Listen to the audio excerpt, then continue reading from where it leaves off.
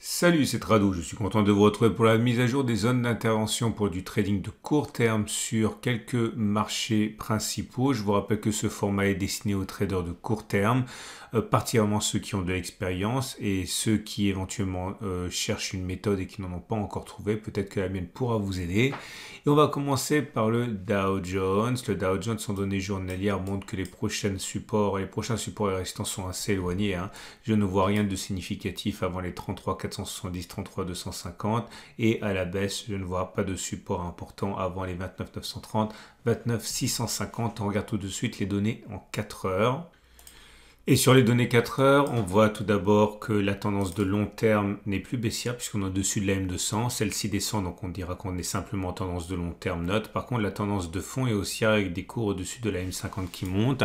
Sur les données 4 heures, encore une fois, on voit que la prochaine résistance est à 32 225, 30 240 et le prochain support à 37 680, 31 530. Alors, ceux qui veulent acheter peuvent être tentés soit d'attendre un retour sur cette zone des 34 680, 31 530 stop de protection en dessous de la zone pour acheter. Votre solution, attendre que l'on clôture au-dessus de la résistance H4 des 32 225, 32 140, stop de protection en dessous de la zone. Ceux qui veulent spéculer à la baisse ont plusieurs solutions. La plus classique, on dira, sera sans doute d'attendre un retour sur la résistance hebdo des 33 470, 32 250 avec un stop de protection en cas de retour au-dessus de la zone. Alors pour ceux qui n'ont pas de méthode, je vous explique comment on peut tracer et déterminer son stop de protection, car il faut toujours un stop de protection quand on fait du trading. Regardez, on prend l'outil qui s'appelle Average True Range et je vais vous montrer un exemple. Dans ce cas, l'exemple de l'achat. Par exemple, encore une fois, imaginons que l'on achète sur 31 580, simplement pour l'exemple. Donc on prend 31 580 et on enlève la valeur d'un ATR au moment où on achètera. Imaginons que l'ATR au moment où on achète se situe à 187, donc on enlèvera 187, ça donne 31 393 comme stop de protection. 31 193, ça veut dire, voilà, à peu près à la louche ici. Ok, alors ça c'est avec un stop de protection égal à une fois l'ATR. On peut également prendre deux fois l'ATR, trois fois l'ATR pour prendre un stop de protection de plus en plus éloigné. Mais le problème c'est que plus votre stop de protection il est éloigné et plus vous avez des objectifs qui doivent être ambitieux, puisqu'il faut que le jeu en vale la chandelle. Imaginons par exemple que vous preniez un stop de protection là à 31 193 et que vous soyez rentré à 31 800. Si vous mettez un stop de protection là, ça veut dire un stop de protection à moins 1,33. Donc il faut un objectif d'au moins 1,33 pour que le jeu en vaille la chandelle et que vous puissiez vous enrichir même en ayant raison une fois sur deux. Mathématiquement, si vous gagnez plus quand vous avez raison que vous ne perdez quand vous avez tort, vous pouvez vous enrichir même en ayant raison qu'une fois sur deux. Donc voilà, l'idée c'est qu'on peut faire comme ça. On peut également mettre un stop de protection au-dessus de la zone de spéculation à la baisse, c'est le cas pour les spéculations à la baisse. Donc imaginons que vous décidiez de spéculer à la baisse à 33 400 ici, donc vous prenez votre calculatrice, vous prenez 33 400, mais cette fois-ci vous allez ajouter la valeur d'un ATR, puisque le stop de protection doit être au-dessus de la zone de résistance, en imaginant que l'ATR soit de 188, donc vous ajoutez 188 et ça vous donne un stop de protection à 33 588, 33 588, ça veut dire que votre stop de protection il est là, et l'objectif doit être la même chose, au moins reporté vers le bas, si vous pensez que vous avez raison une fois sur deux. Voilà, maintenant que l'on a dit ça, on termine avec les bougies à Ekinashi, très important pour voir l'état des forces en présence, et vous voyez que pour l'instant c'est baissier, c'est légèrement baissier puisque vous avez une bougie rouge certes, mais elle est courte et il y a une mèche haute et une mèche basse, donc c'est plus de la consolidation que un véritable sentiment baissier. Donc je répète, prochaine zone d'achat, le support H4 37 680, 31 530 pour ceux qui ont un biais haussier. Et on passe au Nasdaq. Pour ceux qui veulent spéculer sur le Nasdaq, il me semble que la prochaine résistance est au-dessus, là. C'est la zone des 13 393 000. Et la prochaine zone de support importante, c'est celle des 11 260, 11 030. On descend d'une unité de temps, on regarde les données 4 heures. Et sur les données 4 heures, on est pris en étau entre une résistance à 12 630, 12 576 et un support ici à 12 490, 12 340. Ceux qui veulent acheter peuvent éventuellement tenter leur chance sur les niveaux actuels. Stop de protection en dessous de la zone bleue avec la méthode des ATR par exemple. Autre solution pour les acheteurs, attendre une clôture au-dessus de la résistance achat des 12 630, 12 576. Stop de protection en cas de retour en dessous de cette même zone. Les vendeurs ont deux solutions. La plus simple, c'est sans doute attendre attendre un échec sur la grande résistance des 13 393 13 000. Le problème, c'est que c'est une zone qui est très très vaste, donc il faudrait attendre que l'on s'enfonce bien dans la zone pour avoir un stop de protection au-dessus de cette même zone grise afin de ne pas avoir un stop de protection trop éloigné et donc un objectif trop ambitieux dans cette optique de trading de court terme. La tendance de long terme est neutre car on est au-dessus de la M200, mais celle-ci descend. La tendance de fond est haussière et les bougies Aiki-Nashi indiquent que pour l'instant, eh bien, c'est plutôt baissier avec des bougies rouges sans mèche haute. Autrement dit, pour l'instant, une continuation de la baisse n'est absolument pas à exclure.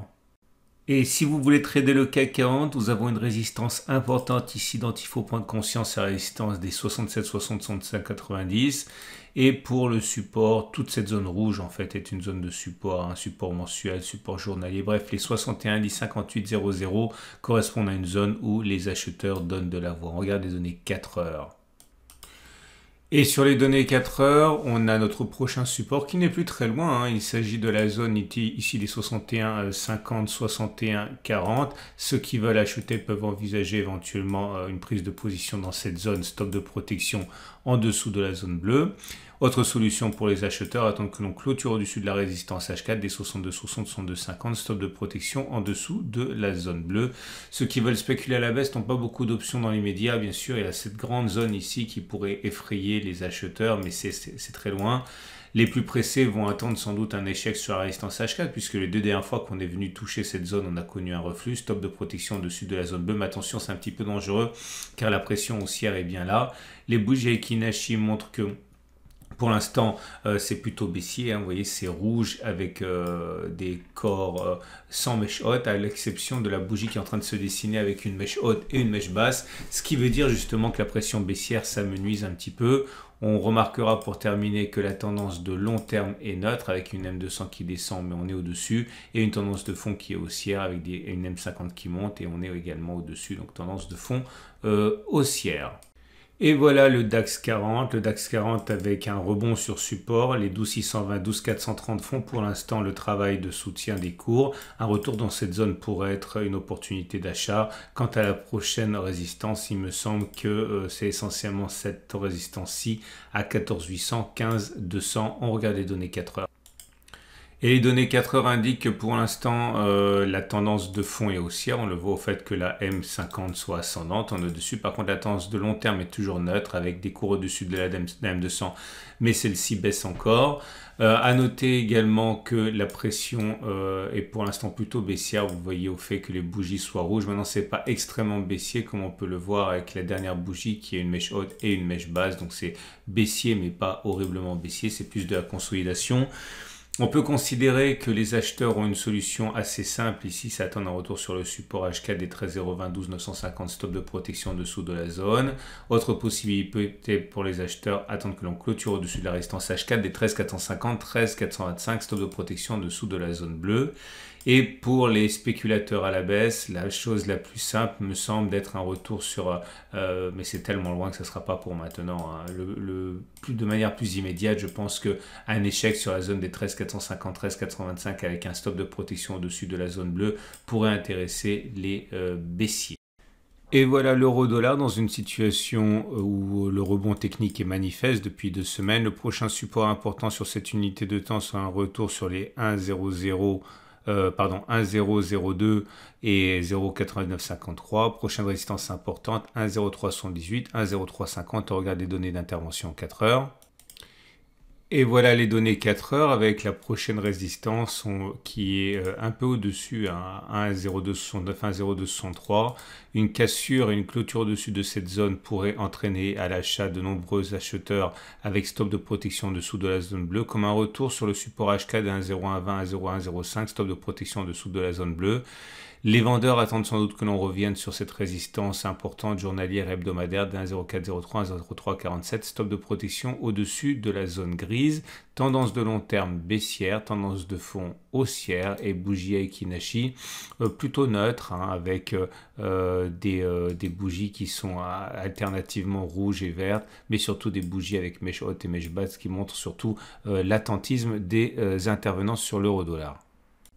Et on termine ce tour d'horizon avec Bitcoin. Bitcoin, la prochaine résistance importante, c'est 28 472, 27 350. Et le prochain support important sur cette unité de temps journalière, c'est 18 625, 17 600. Toute cette zone rouge, en fait, est une zone de support.